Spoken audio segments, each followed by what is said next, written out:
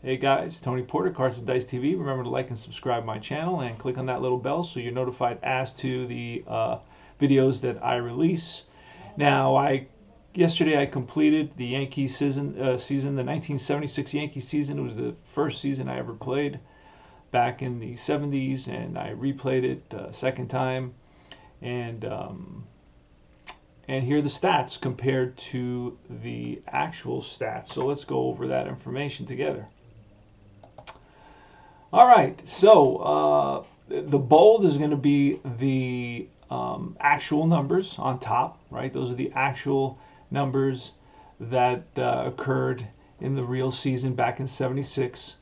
The number right below that is my replay number. And then the number in blue is going to be everything that's over, the percentage that it's over. And then in red, it's going to be the percentage that it's under.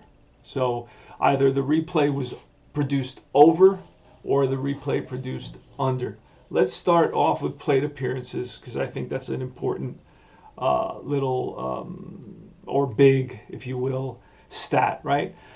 Pretty darn close to plate appearances, 1.9 difference. At bats, again, very close, 2.3. Runs, right? This is where, Fall Classic gets, some people have said that it runs hot. In this case, in the runs department, it was pretty darn close, right? So just to keep that in mind. Now, if runs are gonna be high, which they aren't, you're gonna have a lot of extra hits. You did have extra hits. You had 5.4 extra hits, right? But things could happen with those extra hits. Guys could get thrown out. Guys could get caught stealing. There's double plays that happen and so on and so forth. So those extra hits can get wiped out. But that's where the danger starts, right? So the extra hits are going to have an effect on the batting averages. So there are 5.4 extra hits, and you could say that, some people would say that within 10 percentage points, either up or down, they're pretty happy with the results of a particular sim. Okay, let's use that 10 number. Now, I would say maybe 7.5, but sim is acceptable as well, and maybe yours is higher, and maybe somebody else is lower. But let's look at a number 10. So far everything is within 10, right? So far. So the hits are 5.4% over, doubles 9% over. Okay. Again, still within that 10 range. Triples, almost identical, 36 triples to 37 triples. It's always interesting when you see something that close, right? And that's 2.7%. So as you can see, anything in the 2% is very, very close, right? Based on home runs, 120 versus 133, and that's 15% over. Okay, so you have 15% over on this, and 12 would be 10, and we are only 13 over. That doesn't seem right to me. So the 13 over out of 120. So 13 over out of 120. Sometimes I did this fast and I didn't put. It's 10.1% over. Okay, that sounds better. That makes more sense to me. So 10.1, where were we here? Home runs, right? 10.1. So that's the wrong number. 10.1% over. So that's right on the cusp of the 10% that we decided we were going to accept. Every individual is different, but let's use 10 as a simple number to follow. RBI is interesting, only 2.9% more. Stolen bases, here is where you get a less, 11% less stolen bases, or fewer, if you will, right? So 11% fewer stolen bases, 163 to 145. Caught stealing, 65 to 29. This is a big under, 55% under. So caught stealing needs to be revved up in the game. In this replay, I have 2 other replays going simultaneously, and they're halfway through August. So you're going to be able to look more closely at those. Base on balls, 470 to 490. That's 4.2% over. So that's pretty darn close. Strikeouts, 616 to 663, 7.6% over. Now, here's your batting average, right? Everybody freaks out over batting average. 269 it was the actual batting average. We batted 278. Okay, and that's 3.3% difference or over. On base percentage, 328 to 336, and that is 2.4% over. Slugging percentage, 389 to 405, that's 4.1% over. Pretty darn close. Grounded into double plays. Now, obviously, we had more guys on base, right? We had 5.4 more base hits, and we had 4.2 more base on balls. So obviously, we're going to hit into more double plays, and it was 22% more double plays. And that is 9 and 9 and 18. It's 15, so that's about correct. 22.3. So that's pretty high in the double plays. But this is directly related to having more guys on base.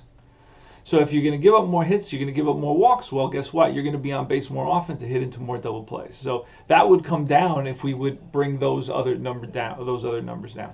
Now, another negative here, which is interesting to see, is sacrifice flies. So sacrifice flies need to be beefed up, and I know that Greg did beef up those sacks. And I'm not sure if the chart that I'm using have the beefed up version. I'm not sure if I'm using the beefed up version. But I think towards the end of this year, I started looking more to challenge when it says, when it gives you the option of trying to score on the outfielder. I think in the first half of the season, I was conservative. In the second half of the season, I started being more aggressive. So I feel that if I would have been more aggressive in using that, I wasn't using that much. I was fairly conservative on that. Let's see if there's anything more here that I want to, towards the end. No, that's about it. I wasn't going to show anything more right now because I just want to do batting right now. Right? So you can watch this and you can jot down. But as you can see, really the key number here is this bottom number in blue. Right? The fact that almost everything here except for stolen bases and caught stealing, and I use the fast action cards, and obviously sacrifice flies, plus over here with GDP was 22, very high. Only those kind of outliers or those peripheral type of things were the things that most were out of line, right? Everything else pretty darn close to being in line with the actual stats for the season. Now, in the last couple of weeks, I did fudge around a little bit, trying different things, but overall the patterns are the same, and in a couple of days, it wouldn't have been a big change in anything. So anything that's here now would have pretty much, at the end of the season, it's not easy to change your batting average. If it changed, maybe it changed 2 points, right? I'm talking about in September. You're not going to be changing your bat unless you go hitless for the whole month, which is not what was happening. Batting average is not going to change. So the batting average was pretty close. It's 3.3% difference, right? Which is not really all that bad. So a 278 batting average versus a 269 batting average is pretty close. And I don't think with this pretty much this replay, I didn't do any tweaks at all. Okay, it was pretty much straightforward. Like I said, until about the last 3 weeks, I started doing some fun stuff. I started starting pitchers as A pitchers for 3 innings, and then the minute they gave up 2 runs, I would put them into Bs.